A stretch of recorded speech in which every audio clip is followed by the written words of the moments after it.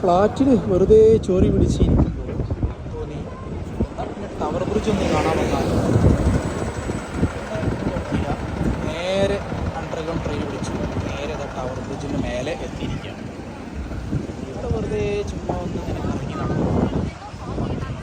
ലോകത്തെ എല്ലാ സഞ്ചാരികളും കയറി വരുന്ന ഒരു പറയാവുന്ന ടവർ ബ്രിഡ്ജാണ്. അറിയാവുന്നവർക്കറിയാം. നമ്മുടെ നാട്ടിൽ ഇത് അറിയപ്പെടുന്നത് കൂടെ എൻ്റെ ഒരു കൂട്ടുകാരനൊക്കെ ചേർന്ന് വരാമെന്ന് പറഞ്ഞു. അപ്പോൾ അവനവിടെ എത്തിയിട്ടുണ്ട് എന്നാണ് അറിയാൻ കഴിഞ്ഞത്. അതേ അവൻ എന്നെ വിളിച്ചു. അത് കണ്ടാണ് ഈ വീഡിയോ കട്ടായി പോയത്. എങ്ങനെ ഇവിടെ ഇതാണ് ടവർ ബ്രിഡ്ജ്. ടവർ ബ്രിഡ്ജിൻ്റെ മോലെ എത്തണം എന്നതായിരുന്നു എൻ്റെ ഏറ്റവും വലിയ ഡ്രീം. അങ്ങനെ UK വന്നിട്ട് ആദ്യത്തെ ഒരു വർഷം ഞാൻ ഈ ടവർ ബ്രിഡ്ജിന് മേലെ കൂടെ അങ്ങോട്ടും ഇങ്ങോട്ടും ഓടുന്ന ഒരു ജോലിയായിരുന്നു. ഡെലിവറി ജോബായിരുന്നു. എൻ്റെ ജോബ് ഇവിടെ ആയിരുന്നു. ഈ ടവർ ബ്രിഡ്ജിന് മേലെ കൂടെ അങ്ങോട്ടും ഇങ്ങോട്ടും ഓടുന്ന ഒരു ജോബിലായിരുന്നു ഞാനുണ്ടായിരുന്നത്. ലോകത്തെ എല്ലാ സഞ്ചാരികളും കാണാൻ ആഗ്രഹിക്കുന്ന ഒരു അത്ഭുതമാണ് ഈ കാണുന്നത് ടവർ ബ്രിഡ്ജ്. നമ്മുടെ നാട്ടിൽ പല ആളുകൾ ഇതിലെ ലണ്ടൻ ബ്രിഡ്ജ് എന്നൊക്കെയാണ് പറയുന്നത്. പക്ഷേ ശരിക്ക് ലണ്ടൻ ബ്രിഡ്ജ് എന്ന് പറഞ്ഞാൽ ഇതല്ല. ലണ്ടൻ ബ്രിഡ്ജ് എന്ന് പറഞ്ഞാൽ ഇത് അങ്ങോട്ട് ഞാൻ ക്യാമറ അങ്ങോട്ട് പിടിക്കാം. ഇത് ഇങ്ങനെ നിന്ന് കഴിഞ്ഞാൽ എൻ്റെ പിറകിലായിട്ട് കാണുന്ന ഒരു പാലമുണ്ട്. ക്ലിയറായിട്ട് കാണാൻ പറ്റുന്നുണ്ടാവില്ല. ആ പാലത്തിൻ്റെ പേരാണ് ലണ്ടൻ ബ്രിഡ്ജ്. ഇതിൻ്റെ പേരാണ് ടവർ ബ്രിഡ്ജ്. ഇതൊരു ടവർ രൂപത്തിലാണ് ഇത് കൺസ്ട്രക്ട് ചെയ്തിട്ടുള്ളത്. ഞാനത് കാണിച്ചു തരാം. ഒരു ടവർ രൂപത്തിലാണ് ഇത് നിർമ്മിച്ചിട്ടുള്ളത്. അതുകൊണ്ട് തന്നെയാണ് ഇതിന് ടവർ ബ്രിഡ്ജ് എന്ന പേര് എന്നാണ് എൻ്റെ ഒരു അറിവിലുള്ളത്. കൂടുതൽ അറിവ് എനിക്കില്ല. സോ നോക്കൂ, ടവർ ബ്രിഡ്ജിൻ്റെ സ്റ്റൈല് നോക്കൂ. സാര സംഭവം അല്ല കേട്ടോ. ഉണ്ടോ? നിങ്ങൾ നോക്കിക്കഴിഞ്ഞാൽ നമ്മുടെ ഒരു കുത്തബ് മിനാറിൻ്റെ ലുക്കൊക്കെ ഉണ്ടോ എന്ന് എനിക്കറിയില്ല. രാത്രി കാണാൻ ഭയങ്കര ഭംഗിയാണ്. ഭയങ്കര ബ്യൂട്ടിഫുൾ ആയിട്ടുള്ള ഒരു വ്യൂ ആണിത്. ഇത് കണ്ടോ? പിന്നെ ധാരാളം സഞ്ചാരികൾ എത്തിയിട്ടുണ്ട്. നാളെ ഹോളിഡേ ആയതുകൊണ്ടാവും, വീക്കെൻഡ് ആയതുകൊണ്ടും കൂടി ആയിരിക്കാം. ഓക്കെ, കാണുന്നുണ്ടോ? ഇതിൻ്റെ എല്ലാ സൈഡിലും ഞാൻ കാണിച്ചു തരാം. ചിരിച്ച് ചുറ്റും ആളുകളാണ്. ഇതിന് ചുറ്റും ആളുകളാണ്. കണ്ടില്ലേ? ഇത് മേലെ ഈ ടവർ ബ്രിഡ്ജിന് ഏറ്റവും ടോപ്പിലേക്ക് നമുക്ക് കയറി പോകാനുള്ള ഒരു സംവിധാനമല്ല ഇതിനകത്തുണ്ട്. അത് നമ്മൾ ടിക്കറ്റൊക്കെ എടുത്ത് ഇതിനകത്തോട്ട് കയറണം. അങ്ങനെ നമുക്കിത് ശരിക്കും കാണാൻ പറ്റും. അങ്ങനെ നമ്മളിങ്ങനെ നടന്നുകൊണ്ടിരിക്കുകയാണ്. എൻ്റെ സുഹൃത്ത് ദൂരെ അവിടെ ഒരു കപ്പൽ കിടക്കുന്നത് കാണുന്നുണ്ടോ? ഒരു ആർമിയുടെ ഒരു വാർഷിപ്പാണ് കിടക്കുന്നത്. ആ വാർഷിപ്പ് കാണുന്നുണ്ടോ നോക്കിയാൽ അറിയാം. അതേ ഈ കിടക്കുന്നതാണ് വാർഷിപ്പ്. അത് അനങ്ങുന്നില്ല. അത് നമ്മുടെ സഞ്ചാരികൾക്ക് വേണ്ടിയിട്ട് ഒരു സംവിധാനം എല്ലാം ഉണ്ട്. ടിക്കറ്റൊക്കെ എടുത്ത് അകത്ത് കയറണം. അതിൻ്റെ പരിസരത്ത് ഇവൻ വന്ന് നിൽക്കുന്നുണ്ടെന്നാണ് കേൾക്കുന്നത്. വിളിച്ചപ്പോൾ പറഞ്ഞത്. എന്നെ പഞ്ഞിക്കിടുമോ ഇല്ലയോ എന്നൊന്നും അറിയില്ല. ഇവിടെ നിന്ന് ഇങ്ങനെ നോക്കിയാൽ നിങ്ങൾക്ക് കാണാം. ആ കാണുന്ന പുൽത്തകടിയിൽ ഒരുപാട് ആളുകൾ ഇരിക്കുന്നത് കണ്ടില്ലേ? എല്ലാവരും വൈകുന്നേരങ്ങൾ ആസ്വദിക്കുന്നതിന് വേണ്ടിയിട്ട് കപ്പിൾസായിട്ടും അല്ലാണ്ടെയും ഒക്കെ ആയിട്ട് വന്നിരിക്കുന്ന ഒരു കാഴ്ചയാണ്.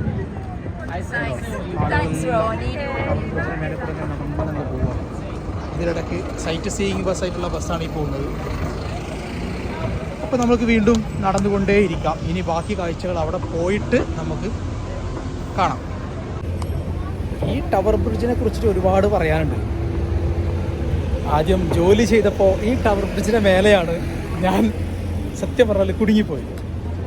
കുടുങ്ങുക എന്നൊക്കെ പറഞ്ഞു കഴിഞ്ഞാൽ നമ്മുടെ നാട്ടിലൊക്കെ ഈ റെയിൽവേ ഗേറ്റിൻ്റെ ഇടയിൽ കുടുങ്ങിപ്പോയ ഓർമ്മകളുള്ള ആളുകൾക്ക് മനസ്സിലാവും ഞാൻ എന്താണ് പറയാൻ ഉദ്ദേശിക്കുന്നത്. ഇത് ഒരു കൃത്യസമയമാകുമ്പോൾ വൈകുന്നേരങ്ങളിൽ സഞ്ചാരികൾക്ക് വേണ്ടി തുറക്കുക മീൻസ് ബ്രിഡ്ജ് 2 കഷ്ണമായിട്ട് മേലേക്ക് പൊങ്ങുന്ന ഒരു പ്രത്യേക സംഭവം. അത് എത്ര പേര് കണ്ടിട്ടുണ്ടെന്ന് എനിക്കറിയില്ല. ഞാൻ ആ സമയങ്ങളിൽ എല്ലാ സമയത്തും കാണാറുണ്ടായിരുന്നു. നമ്മുടെ എന്താ പറയുക, നാട്ടിൽ ഒരു ഭാഷ ഉണ്ടല്ലോ, ഞാനാണ് അടക്കുന്നത് ഞാനാണ് തുറക്കുന്നത് എന്നൊക്കെ പറയില്ലേ, അതേപോലെ ഒരു അവസ്ഥയിലായിരുന്നു അന്ന് എൻ്റെ ഒരു ലൈഫ്. ആദ്യത്തെ ഒരു വർഷം ഇവിടെ തന്നെ ആയിരുന്നു. അപ്പോൾ അന്ന് ഒരു ദിവസം ഞാൻ ഡെലിവറി കൊണ്ട് എനിക്ക് ബ്രിഡ്ജ് കടക്കേണ്ടതുണ്ട്. എൻ്റെ ബാഗിനകത്ത് 5 പേർക്കുള്ള ഡെലിവറി ഉണ്ട്.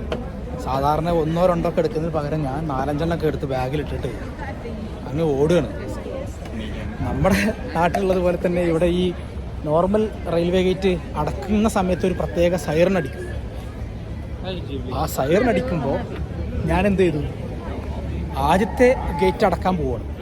ഈ ഗേറ്റിൻ്റെ ഇടയിൽ കൂടെ അങ്ങോട്ട് നുഴഞ്ഞ് കയറാന്ന് പറഞ്ഞ കയറി അടുത്ത ഗേറ്റ് അടക്കുന്നതിൻ്റെ ഉള്ളിൽ ഞാൻ ഓടി രക്ഷപ്പെടാം, പുറത്ത് കിടക്കാന്നുള്ള പ്ലാനായി. ഇവിടെ നിന്ന് കാണാം. അങ്ങനെ എന്തുണ്ടായ, രണ്ടാമത്തെ ഗേറ്റ് അടയുകയും ചെയ്തു, ആദ്യത്തെ ഗേറ്റിനകത്ത് ഞാൻ പെടുകയും ചെയ്തു. എന്ത് ചെയ്യും, ഇനി ഇത് രണ്ട് കഷ്ണമായിട്ട് പൊങ്ങാൻ തുടങ്ങും. അങ്ങനെ പൊങ്ങാൻ തുടങ്ങിക്കഴിഞ്ഞാൽ എന്താ സംഭവിക്കുക, ഞാനും കൂടെ ചേർന്ന് മേലേക്ക് പൊങ്ങിയും. അപ്പോൾ ഇങ്ങനെ ഒരു പ്രശ്നം സംഭവിക്കുമല്ലോ. ഇനി ഞാൻ വന്ന സമയമാണ്, ആദ്യത്തെ ഒരു വർഷമാണ്. ഈ വർഷത്തിൽ എന്ത് ചെയ്യും, എൻ്റെ വിസവന്മാർ എന്താക്കും, ക്യാൻസൽ ചെയ്യുമോ, എന്നെ ഡീപ്പോർട്ട് ചെയ്യുമോ, നാട്ടിലോട്ട് പറഞ്ഞു വിടുമോ, ഇങ്ങനെയുള്ള ഒരുപാട് ഡൗട്ടുകൾ ഞാൻ അവിടെ ബാഗും പിടിച്ച് വളരെ വിഷണ്ണനായിട്ട് ആരെയും വിളിക്കാൻ വയ്യാത്ത ഗതികെട്ടൊരവസ്ഥയിൽ ഈ കാണുന്ന ടവർ ബ്രിഡ്ജിൽ ഞാനങ്ങനെ നിന്നു. അപ്പോൾ ഒരു സ്റ്റാഫ് വന്നിട്ട് പറഞ്ഞു എങ്ങോട്ട് മാറി നിൽക്കുമെന്ന് പറഞ്ഞു, അല്ലെങ്കിൽ ഞാൻ ഉൾപ്പെടെ പൊങ്ങുമെന്ന് അവർക്കറിയാമല്ലോ. അങ്ങനെ ഞാൻ അങ്ങോട്ട് മാറി നിന്നു. ഞാൻ ശരിക്കും ഇടുകിടാ വിറച്ച് നിൽക്കുകയാണ്. ധാരാളം സഞ്ചാരികൾ ലോകത്തിൻ്റെ അങ്ങേ അറ്റം മുതൽ ഇങ്ങേ അറ്റം വരെ വന്നുകൊണ്ട് ഇത് കാണുന്ന ഈ അത്ഭുതം, തുറക്കുന്നതും അടക്കുന്നതും കാണുന്ന ഈ അത്ഭുതം കാണാൻ വേണ്ടിയിട്ട് നിൽക്കുന്നുണ്ട്. അവരൊക്കെ ഇതിനെക്കുറിച്ച് തോരാതെ ഇങ്ങനെ വളരെ എക്സൈറ്റഡ് ഇങ്ങനെ സംസാരിച്ചു കൊണ്ടിരിക്കുമ്പോൾ ഞാനൊരാൾ സന്തോഷമൊന്നുമില്ലാതെ വളരെ വിഷണ്ണനായിട്ട് അങ്ങനെ നിൽക്കുക. അവസാനം ഈ തുറന്ന സംഭവം അടച്ചു.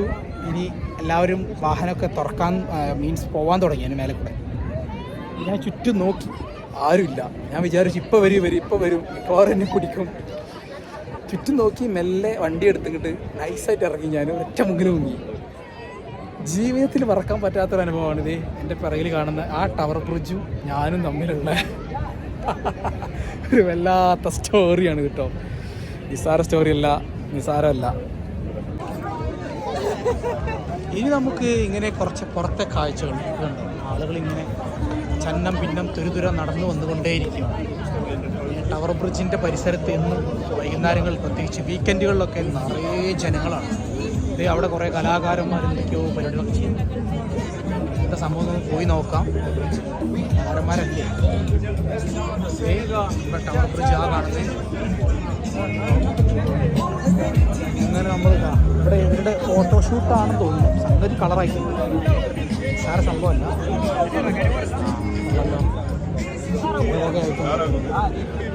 ഇവിടെ വന്നു കഴിഞ്ഞാൽ ലോകത്തിൻ്റെ എല്ലാ വിഭാഗത്തിൽപ്പെട്ട ആളുകളെയും കാണാം, എല്ലാ രാജ്യങ്ങളും എന്നുള്ളതാണ്.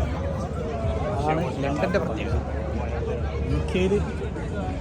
യുകെയുടെ തലസ്ഥാനമാണല്ലോ ലണ്ടൻ. വെറുതെ അല്ല ലണ്ടൻ തലസ്ഥാനമായത് എന്ന് ഇവിടെ വരുന്നവർക്ക് മാത്രമേ മനസ്സിലാവുള്ളൂ. അത്രത്തോളം കാഴ്ചകളും സംഗതികളുമാണ് ഇവിടെ ഇവർ ഒരുക്കി വെച്ചത്. അതൊക്കെ സമ്മർ സമയം ആയതുകൊണ്ട് പ്രത്യേകമായിട്ട് ഔട്ട്ലെറ്റ് പോലെ സംഗതികളൊക്കെ കൊണ്ടിരിക്കുക. ഫുഡ് കോർട്ടുകളാണ്. പാട്ടെല്ലാം വെച്ച് നല്ല കിടുക്കാച്ച സംഭവങ്ങളാണ്. സുഹൃത്ത് ഇവിടെ എവിടെയോ ആണ് നിൽക്കുന്നത്. അവനെന്നെ ഇടിക്കാനുള്ള സാധ്യതകളൊക്കെ അവിടെ കാണുന്നുണ്ട്. ആ കാണുന്ന ഷിപ്പിൻ്റെ പരിസരത്താണ് ഇവൻ എന്നെ വെയിറ്റ് ചെയ്യുന്നത് എന്നാണ് പറഞ്ഞിട്ടുള്ളത്. പോയി നോക്കാം ഇവിടെ ഉണ്ട് എന്നുള്ളത്. അല്ലാതെ പോയി നോക്കാം. ഫോണിൽ വിളിച്ചു കഴിഞ്ഞാൽ മിക്കവാറും തെറിവിളി കേൾക്കുവാനുള്ള സാധ്യത കാണുന്നുണ്ട്. അതുകൊണ്ട് നമ്മൾ നേരിട്ട് പോയി നോക്കാൻ പോവുകയാണേ. ഓക്കെ, ആ കാണുന്ന സ്ഥലം ഇത് അതിൻ്റെ വേറൊരു വ്യൂ ആണ്. ടവർ ബ്രിഡ്ജ്, വാർഷിപ്പ് കാണുന്നതാണ് വാർഷിപ്പ്. ആ കാണുന്നത് വലിയ ടൗൺഷിപ്പായിട്ട് കിടക്കുന്നുണ്ട്. ആ സ്ഥലങ്ങളിലൂടെയൊക്കെയാണ് ഞാൻ കറങ്ങി നടക്കുന്നത്. ഡെലിവറിയും കൊണ്ട് നമ്മുടെ ടവർ ബ്രിഡ്ജ് നമ്മൾ നോക്കി ചിരിച്ചുകൊണ്ടിരിക്കുന്നുണ്ട്. ഇന്ന് തേംസ് നദിയിൽ നിറയെ വെള്ളമുണ്ട്. കണ്ടോ, പൊങ്ങി വെള്ളം നിൽക്കുന്നുണ്ട്. ഊബർ ബോട്ട് അവിടെ നമുക്ക് യാത്ര ചെയ്യാവുന്ന രീതിയിൽ കണ്ടോ. ഊബറിൽ നമുക്ക് ടിക്കറ്റൊക്കെ എടുത്തൊരു യാത്ര ഇങ്ങനെ പോവാം. അടിപൊളിയാണ്. നമ്മളിങ്ങനെ നടന്നു പോയി നോക്കാം. നമ്മളുടെ പിന്നെ ഇടിക്കാനുള്ള എല്ലാ സാധ്യതയും കാണുന്നുണ്ട്. ഒരു ഇടി കിട്ടാനുള്ള വകുപ്പ് കാണുന്നുണ്ട്. വാർഷിപ്പിൻ്റെ അങ്ങോട്ട് നടന്ന് പോയി നോക്കുകയാണ്. ആളെ ഞാൻ കണ്ടുപിടിച്ചിട്ടുണ്ട്. ആള് ഒരു വ്യൂവിൽ അങ്ങനെ നിൽക്കുന്നുണ്ട്. മിക്കവാറും ഇന്ന് തെറി വിളിക്കുമോ ഇല്ലയോ എന്നത് നമ്മൾ അവിടെ പോയിട്ട് നോക്കാം. അതേ നിൽക്കുന്ന ആൾ, ഈ നിൽക്കുന്ന ആളെന്നാണ് എൻ്റെ ഒരു ബലമായ സംശയം. ചുമ്മാ ഇങ്ങനെ പോയി നോക്കാം. മിക്കവാറും ഇടിച്ചാലും നിങ്ങൾക്ക് ലൈവായിട്ട് അവിടെ കാണാൻ സാധിക്കും. എന്താ ചെയ്യേണ്ടത്? ഇവനെ ഇടിക്കണോ വെള്ളത്തിലോട്ട് തള്ളിയിടണോ എന്നുള്ള ചിന്താഗതിയിലാണ് ആൾ. പുറം ലോകത്തുള്ള യാതൊരു സംഭവങ്ങളും അറിഞ്ഞിട്ടില്ല. എല്ലാം തൊട്ട് വിളിച്ച് നോക്കാം. Hello mister. ഹേയ്